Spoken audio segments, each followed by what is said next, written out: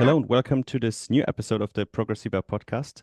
Today, this is going to be part of our series on the European elections, and we're going to be discussing the big subject area of climate policy on the European level. And to do so, I'm joined today by Felix Schenuit from the Stiftung Wissenschaft and Politik, which is a foreign policy think tank located in Berlin. And he's an expert and researcher there working on climate policy, specifically carbon dioxide removal, and joins me today to discuss climate policy in the EU in the past legislative period, but also upcoming in the election and the next one. So, hi, Felix. Welcome to the podcast. Hi. Thanks for having me. Do you want to maybe briefly introduce yourself and your work in the area or your expertise or your interests? Yeah, happy to. As you already mentioned, I'm researcher at the German Institute for International and Security Affairs.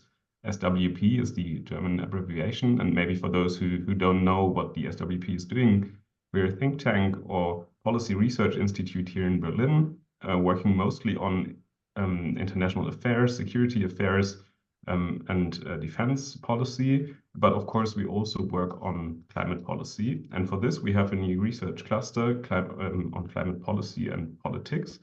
And there we pool the expertise on climate policy that we have in the institute. And my focus is on EU climate policy and politics. So we research the different instruments that the European Union uses to achieve its climate goals. And there, as you already mentioned, I focus on carbon dioxide removal or carbon management more broadly. So technologies that will be required to capture CO2 and store it or use it. We're asking the question, how is this being integrated into the EU climate policy mix? Great. Yeah. Yeah, I'm very, very curious, especially about the instruments, because this is also one of my main goals for this episode, to disentangle a bit what kind of instruments are used for which kind of tools. Because ultimately, when I look at climate policy at the EU level, I think back of the Paris Agreement 2015 and reduction targets both on the national but also on the EU level. And I think then about 2019, when Ursula von der Leyen was just appointed as the president of the Commission, and she announced the Green Deal and to have the EU climate neutral in 2050. And then in my backward imagination, a lot of processes started moving, and we had a lot of packages and legislations that somehow were meant to fulfill the promise that was made in that speech and in the Green Deal. But how exactly is sometimes a bit confusing. So maybe can you briefly say what the Green Deal is and what the next step was, how we got to the emission target, reduction target for 2030 and all the legislation that sprung out of that since then? Yeah, I think it's a good idea to start with this. What is the Green Deal? And also to think of the elections that we had in 2019, because we easily forget about the fact that this was described as a climate election back then. Since then we had COVID and the Russian invasion in Ukraine. So I think we forgot about the momentum that climate had in 2019. And Ursula von der Leyen, who came in as sort of a surprise candidate in 2019 because she was not the leading candidate. She didn't have that much time to build a majority, both among member states and also in the European Parliament. And she identified several topics that would be important to build the majority, and climate policy was definitely one of them. And then she came up with this narrative of the European Green Deal, framing it as a growth strategy for Europe. So the transition to net zero greenhouse gas emissions as a growth strategy for Europe. And the previous commission already provided a detailed impact assessment on what this would mean for European climate policy. So it was not completely new, but she put sort of this framing of the Green Deal on top of this analysis. And then she promised that she would adopt a climate law, something that didn't exist before. And with this law, and that was really the major first step, I think, to establish the net zero greenhouse gas emission target for 2050 and a more ambitious target for 2030, which was eventually then minus 55%. And that was sort of the key initiative. And then all instruments that the European Union has on climate policy, of course, need to be revised to be in line with the 55% target, because before it was minus 40%. So they had to reopen all the files that they agreed in 2018 and do all this legislative work again. This really was a burden for the administration, for stakeholders, for NGOs, for companies, also for national administration to keep track of all the different files and complicated processes, and also the challenge of finding majorities for all the different files. Maybe we'll talk later about the challenges that we currently see on finally adopting some of them. But yeah, maybe I stop here first. That sort of the start in 2019. Yeah. Yeah, I found it very interesting how you mentioned that 2019 we had climate as maybe the dominating topic, which was then superseded by COVID and then by the gas crisis and the Ukraine war. Nonetheless, I was also when thinking back about the last 5 years, one like noticing how the climate recovery package Next Generation EU was very heavily focused also on financing, I think up to 1/3 climate policy in one way or the other, and also the Repower EU package for the COVID crisis or the gas crisis. Similarly, had a lot of provisions for renewable energy and climate mitigation measures.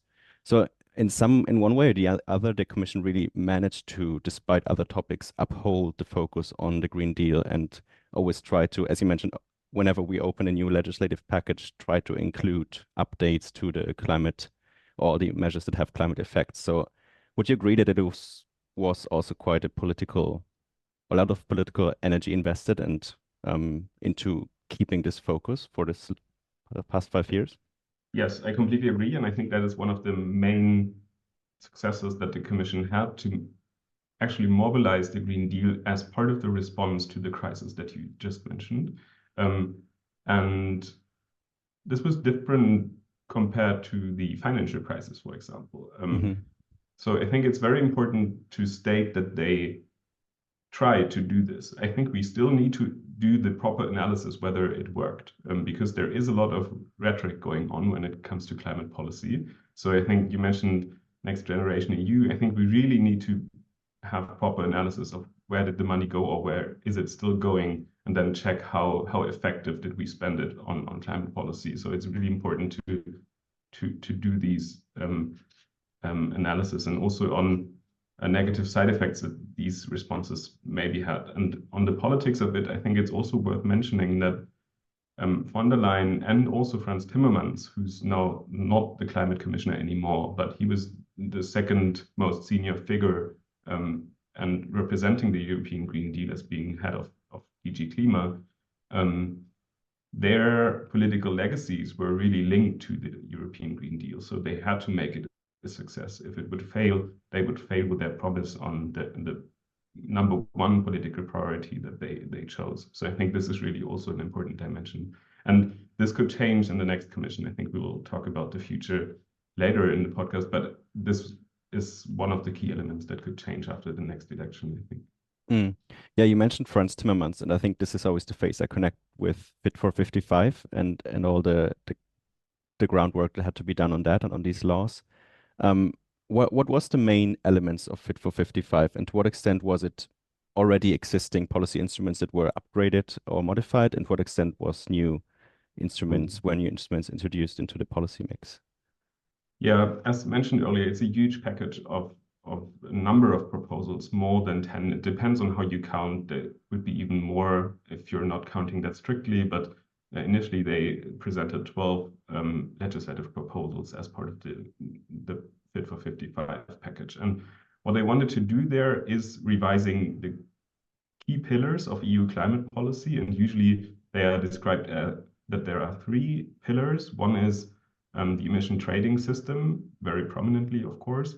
Then there is the regulation for the land use and land use change and forestry sector. That was first adopted in 2018 and is now a very important pillar also of EU climate policy. And then there is the effort sharing regulation, where all emissions are covered that are not part of the ETS or the LULUCF. And each of these pillars has very complicated policy and politics dynamics, and very difficult to agree on how they should be designed in the future. And then they also took the opportunity to invent new instruments like the carbon border adjustment mechanism, for example. That is something new, or a new ETS, one that we have in Germany already on building and transport. So they not only revised the existing instruments, but also developed new ones. Yeah. Okay. And so basically, if I understood correctly, we have the emissions trading system, which initially only covered the energy sector, or the electricity sector to be more precise, power sector and the industry. And previously it was organized in such a way that every other sector was covered by the effort sharing agreement, but now there is a plan to introduce a second emissions trading system that also covers transport and heating. So basically the round that is covered by the effort sharing directive is then reduced. Is that correct? That's correct. Although the transition is not everything is clear yet how it would actually work, the transition towards ETS2. So it's very difficult, and some member states really have problems or are raising problems in how to implement the ETS2. So I think we will see a lot of discussions after the European elections and when they touch the ETS directive again to think about ETS2 and how it should work. So let's see how it's going to be implemented. But your question on what is then left for the effort sharing regulation is a very good one, because the Commission actually had a different plan when they proposed the Fit for 55 package. What they wanted to do is to put the emissions that come from agriculture that are in the effort sharing regulation into the land use and land use change pillar, so that there would be they call it then AFOLU, agriculture, land use and land use change pillar. And that was very difficult, as everything that was linked to agriculture has been very difficult for the European Commission to put through. I mean, if you look at the recent discussion on the nature restoration law or other things related to agriculture, very difficult. So they didn't manage to get this revised architecture through, but it is something that we will talk about again with the next Commission. So whether we in the long term maybe we will not have an ESR as we know it, like the effort sharing regulation as we know it today. But I think it's important to say that the effort sharing regulation always was important, not only because it covered sectors that are not part of the ETS, but also because the mechanism behind it. In the effort sharing regulation, member states have a legally binding target that they have to fulfill, and they can choose how they do it. So there is no specific rules in how they achieve the emission reductions. And also the targets are different for each member state. So there is some kind of differentiation going on there. And this was always heavily negotiated between member states, who should do how much. And if you lose this kind of differentiation, it could be more difficult to agree on compromises between member states. So this differentiation, as also in other policy fields of EU integration, is always very important and difficult to implement in an emission trading system, of course. So I think we will see some attempts to keep this differentiation. We don't know how that will play out, but I'm pretty sure that we will see attempts to keep this way. To some extent, it's two different paradigms, right? The ETS is a market instrument, and we have the allocations of emissions permits are basically up to who wants to buy them at what price, whereas the other one is more top-down and can more easily also incorporate considerations of maybe fair share or equity considerations, who has how much capacity to invest and all these, which in the emissions trading system might be more difficult. So is there also a fight maybe between different styles of doing climate policy between these two pillars?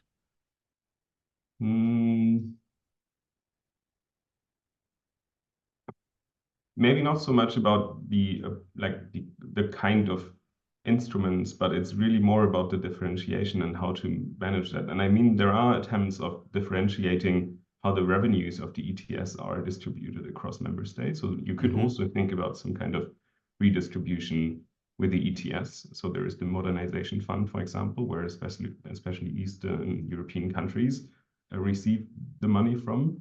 And so this is possible, but it is, of course, less straightforward. So you don't have differentiation by target, but it's more implicit. And sometimes I think it's also about the symbol of being able to easily say, well, we don't need to do the same as Germany, for example. So Okay. I think this is so there is a fight, but I'd say that the emission trading approach is quite common sense. So I don't think that the emission trading approach per se is attacked or is subject of the fight. It's more like being able to say, hey, are not obliged to do the same as Germany.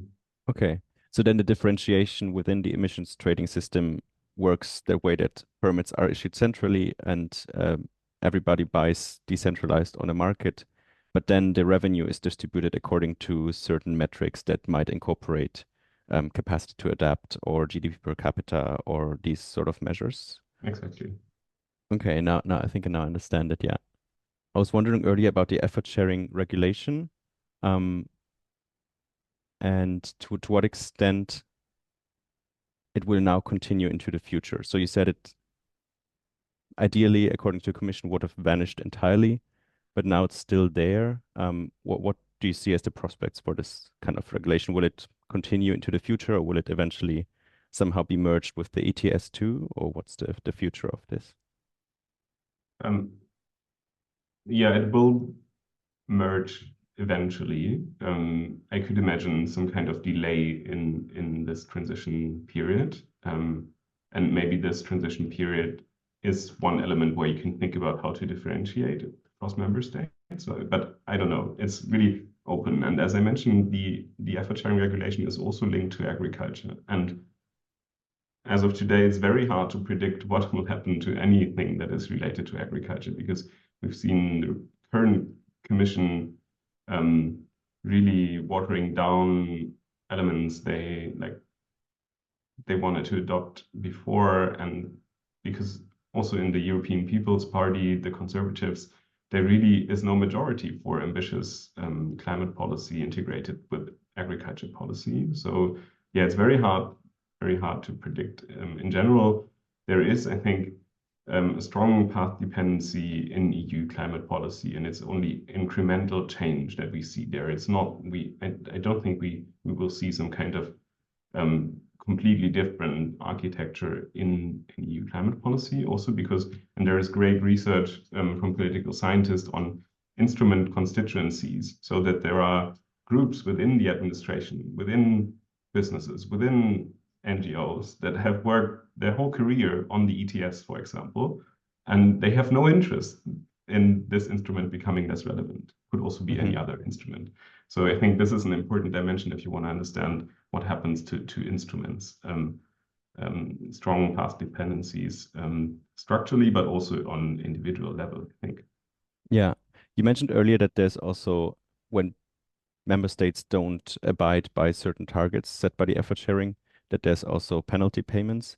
Is that what we hear sometimes in the news, for example, about the German transportation sector that might not manage to meet its targets, and then there will be penalty payments to the European level?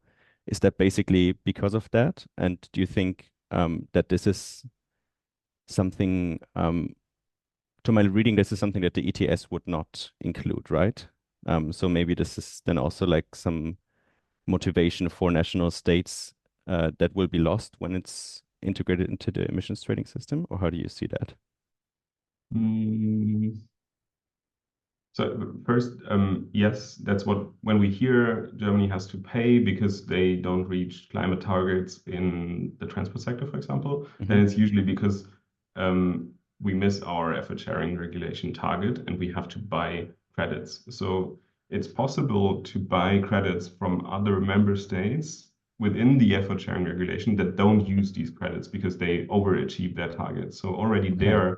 there is some kind of trading as well. but it's not, or at least not fully linked to other pillars of EU climate Okay. policy. And Does this it is have to be transport credits versus transport credits, or can you switch to heating or agriculture somehow within the system and buy credits because somebody overachieves on the land use sector, for example, but you miss your transportation target? Or is it same for same? Yes, I mean, I think we could do a whole session on this, and then I wouldn't be the right person to do it because I'm not an expert on the flexibilities, but there are flexibilities between the land use sector and the effort sharing regulation, but they are limited. So it's a limited amount of credits that you can then trade to avoid that it's just offsetting through afforestation, for example. Okay. Yeah. So there is a limit, and this limit or these flexibilities are, of course, always something that is heavily negotiated when the legislation is decided on. And you're right, it is very important to point to these, especially when we think about how to reform the instruments in the future, because there are countries that have a strong interest in having loose rules on these flexibilities, either because they have a lot of afforestation credits to sell, for example, or they are they think they won't achieve their legally binding targets, and so it would be easier to buy credits than reducing emissions. Okay, great. I think I've now understood the main instruments of Fit for 55. Zooming out a little bit, what do you think is the things that are basically left open? If we think back of the Green Deal and what was promised, and then what was achieved, which sectors or instruments do you think have really been covered to an extent that we can say this is now the framework that we're going to be working with for the rest of the decade? And what are maybe still policy challenges that maybe the Commission would have liked to tackle, but it just didn't go through in this commission or in this legislative period and maybe has to wait for the next one, or maybe will struggle to be passed in general? You mentioned already agriculture, but what's the overall view of these? And so first of all, I think it's important to say that they managed to adopt quite a lot. So I was positively surprised because when we already mentioned the pandemic and the war in Ukraine, and that they managed to get the majorities for quite ambitious reforms of EU climate policy, I think that is that's good news, and I was quite surprised by that. And it shows some kind of resilience of this policy area and of the architecture that we just discussed in detail. So there is some resilience of this, even if there are fundamental crises. What is missing? The core pillars, they managed to agree on that. We have now files like the nature restoration law, for example, which is sort of at the interface of climate, biodiversity, and agriculture policy, and very important in terms of protecting the environment and kicking off a transition in agriculture. I think this file is often underestimated in terms of the impact that it could have, especially because we shouldn't just focus on carbon, like not just counting carbon. I think there is this tendency in the climate bubble to just focus on mitigation and reducing carbon and losing track of biodiversity, for example, or food security or other elements. So I think this is one file that we should look at. And then another nitty-gritty, but I think very important file is the certification of carbon removals. So when can you actually claim that you removed a ton of carbon from the atmosphere? They managed to agree in the negotiations on it. There is a provisional agreement, but we have several governments, including the German, that are engaged in reopening provisional agreements, and we have still, well, we have to wait for the final agreement on this. Not to have a German vote in the end. Yeah, could be not very likely in this case, but it is a new trend that things get reopened again, and I think we should wait for the final decision before we assess the level of ambition, etc. So these are things that are still open. And then one thing that just kicked off recently, early in February, is the 2040 target. It's a huge topic for the next commission, and the current commission just did a recommendation. So in the media reporting, we sometimes read the EU has now a new 2040 target. That is not true. It was just a recommendation, and the new commission is not obliged to use the same number of 90% reduction. But this is one thing that will be maybe part of the election campaign, but definitely be something that the Commission will be very busy on preparing as an early next step after the elections. And that is all very much linked in a sense, right? Because the target that we pick depends on what we expect that we can also get in terms of carbon sinks. And as I read the news, the EU was already counting for both the 2030 and 2040 targets on quite some amount of carbon dioxide removal from natural systems. And to do that, correct me if I'm wrong, we need these regulations that you just talked about to basically see what we can actually count in terms of removed carbon and how we count it. So in the sense, all these targets, land use agreements, carbon dioxide removal counting, they're all somewhat linked, and this is a policy area that still has to be worked on. Is that right? Yeah, that's right. And again, since it touches land use and land use change and agriculture, it will be very hard to agree on something. Okay. Mission.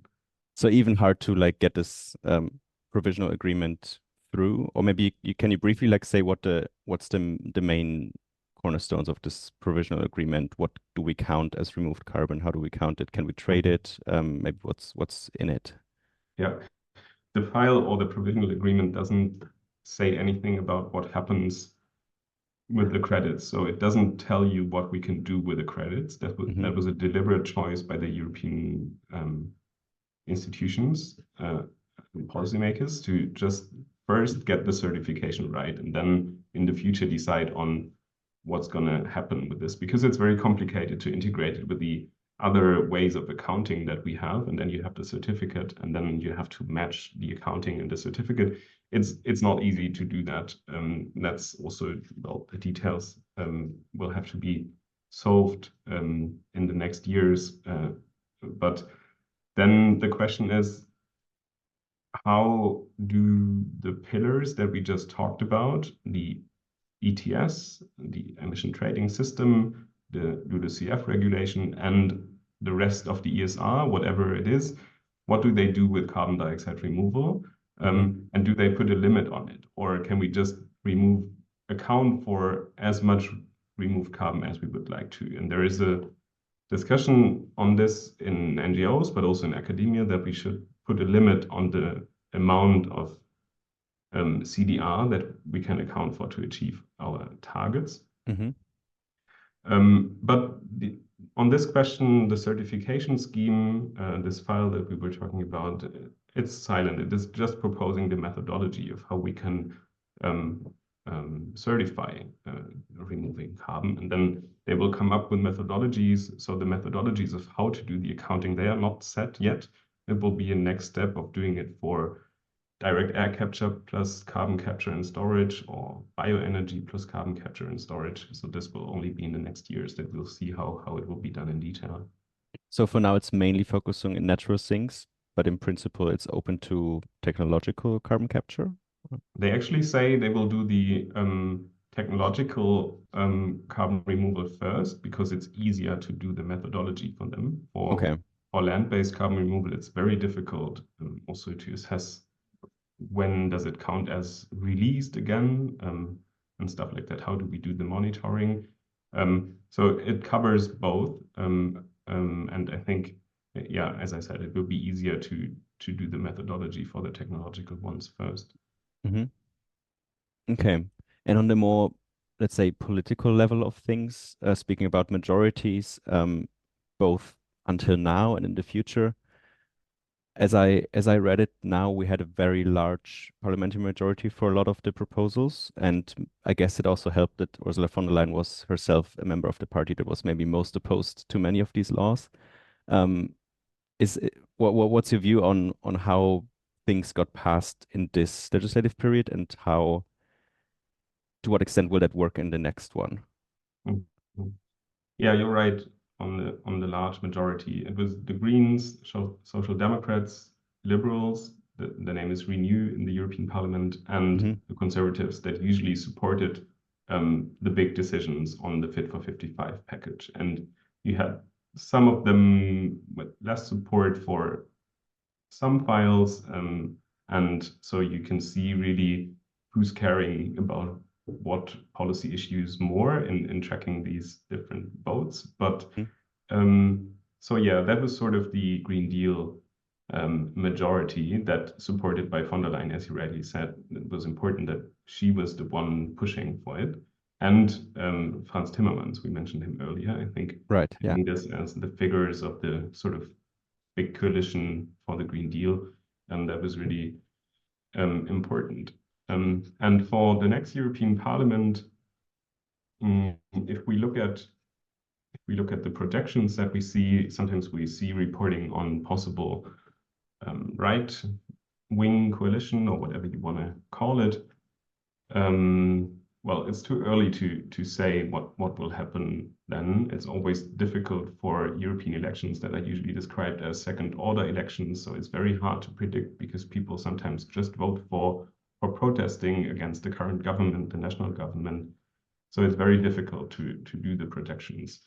In general, I think it's interesting to look at the European People's Party, the Conservatives, because Hmm. now in the past few months, they had challenges, especially I mentioned that already, the nature restoration law.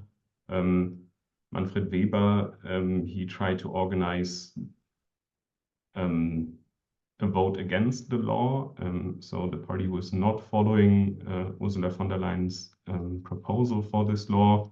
So there are also internal party politics that shape this. And I think we will still see majorities for ambitious climate policy in the European Parliament, but it might be more differentiated that we see them when it comes to industrial policy, for example, so bringing Hmm. climate and industrial policy together, but less so for agriculture and climate policy. That could be one outcome. And I think it's also then important to remember it's only the European Parliament.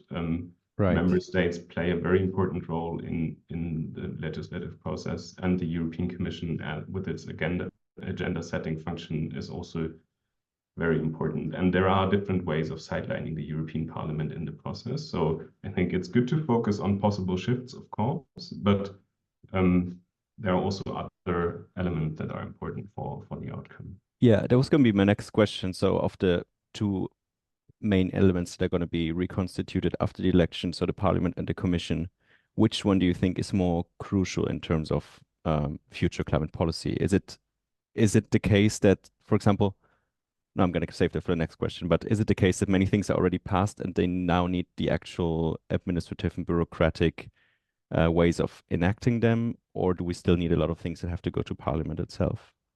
Yeah, a very good question. I think with regard to implementation of what we've adopted so far, the member state level is more important now because they have Hmm. to actually deliver on implementing this stuff.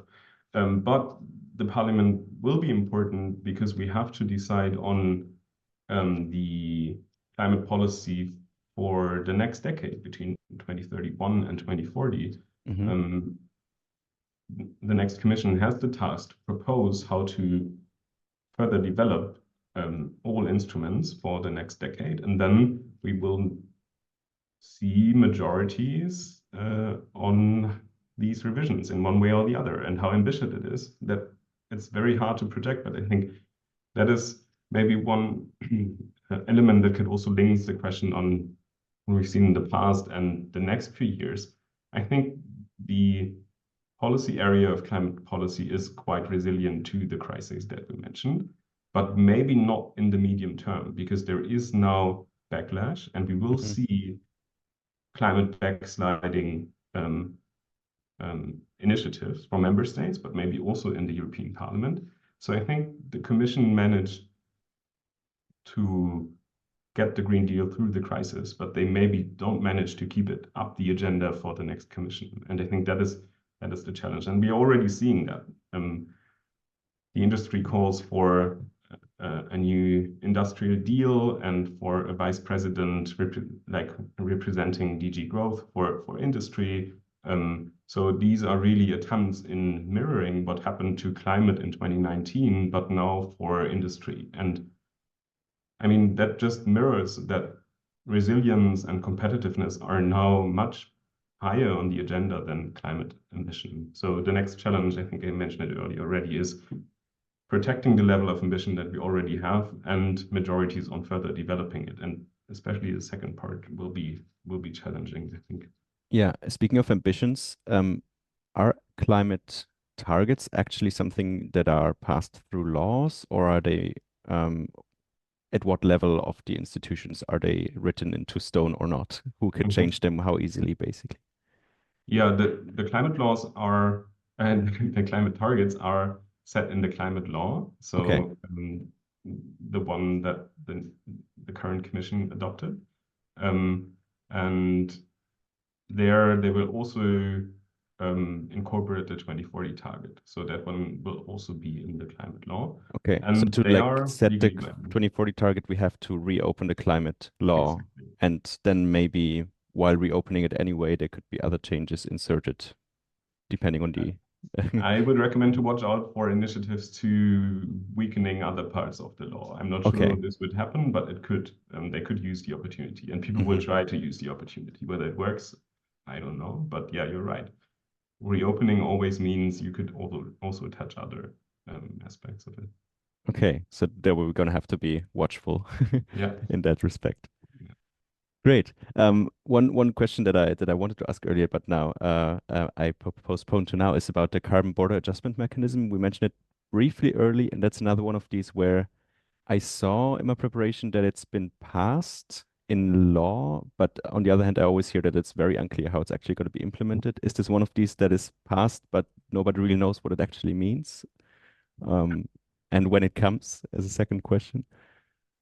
Um, yes, I mean that's true. The commission would, of course, also have a very different opinion. They would now describe the process of a preliminary phase that's started, and there are clear processes for third-party countries Hmm. how to deal with it.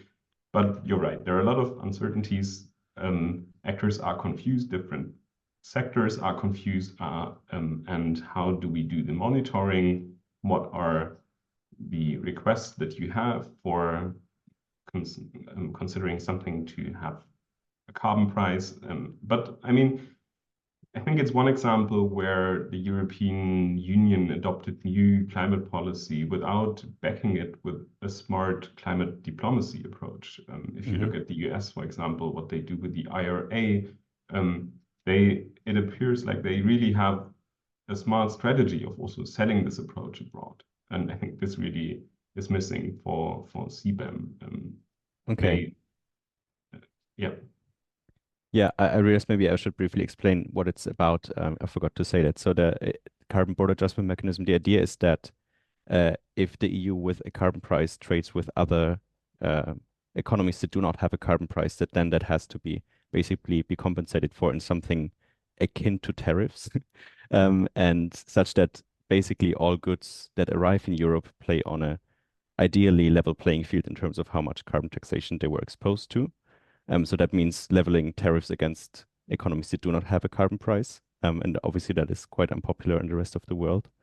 But I was actually unaware of the fact that it's already started in a pilot phase that completely passed my attention. So they're already trying this for a specific sector, or what's the idea behind that?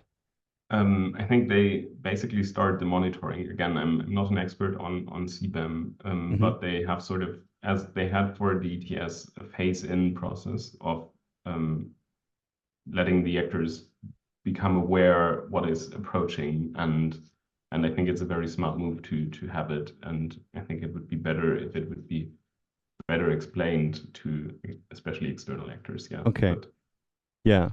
Because you mentioned the diplomacy around it, and if I hear people proposing and defending it, I often hear that one of the main ideas is to actually have it be an instrument that acts towards the rest of the world to set incentives for everyone else to also adopt carbon prices, because it wouldn't basically matter for the businesses there whether they pay the carbon price at home or Mhm. when they export to the EU. So as I've understood it, the idea was always actually to like act as a sort of diplomatic instrument, but you're saying that it basically failed in that in that function, or I'm, I mean, that's the nice story about it to say, are we doing it to encourage climate policy in other parts of the world? right? The Yeah, key driver for it is, of course, to avoid carbon leakage at home. So it's a message to domestic industry to say, we are protecting you and you don't have to fear that others can import products that are where they don't have to pay a carbon price for, and we will make them pay that at the border. I think this part of the story is usually less visible, but this is the key driver, I think. And of course, it also has the objective of convincing others to do something on climate policy. I think it's both, but but you're more skeptical about the other. That's more hmm? you're more skeptical about the encouraging function in terms of how it works in the end. Yeah, the question then is again, how credible is it what other countries are doing then? Is it enough to just have some kind of mechanism that you say we have a mechanism and then everything is fine? So I think it will be very hard to control that. And also, it's a bit weird, of course, to then, as a European Union, ask for very detailed information about the instruments. So I think this causes a lot of irritation. But at the same time, we do see positive developments. I mean, if you look at the news, you see something happening in Turkey, for example, on Hmm. trading systems, because they want to comply with CBAM. So Okay, interesting. um, Mhm. there's not only bad news. Yeah. Great. Yeah, and in general, I very much appreciated how you also outlined the good news that happened over the past 5 years, and your optimism about the resilience of climate policy, at least in the long run, is also good to hear. Is there anything you're particularly curious for? Any decision of the new commission that you're very much awaiting, or what you're most curious how it will turn out? Anything to watch most if we now Mhm. think about the end of the year, maybe what's happening first?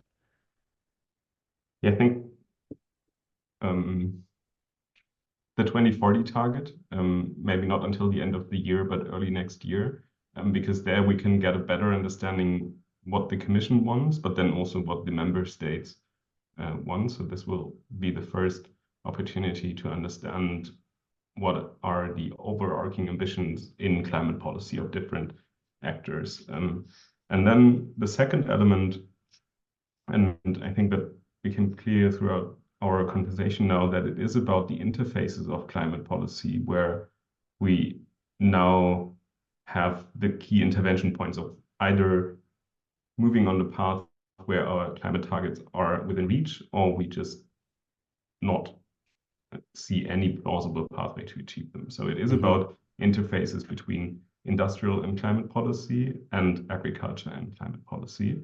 And I think if that be one recommendation that I should give is, I think we invested a lot of time in capacity building in the climate policy sphere. So um, there is a lot of expertise on how this policy field works, but I think we need the same for other policy areas as well. Industrial policy, agriculture policy are the two main areas where we need in all kinds of institutions, including NGOs, civil society, but also companies, more expertise on how these policy and politics of these sectors work. Yeah, I think it's not enough to talk about climate policy if we really are serious about net zero. Okay, well then, thank you very much for all your insights. I hope this also helped for some listeners. It certainly helped for me to clarify the field of European climate politics and policies. And yeah, with that, thanks for listening and see you all soon. Bye bye. Thank you.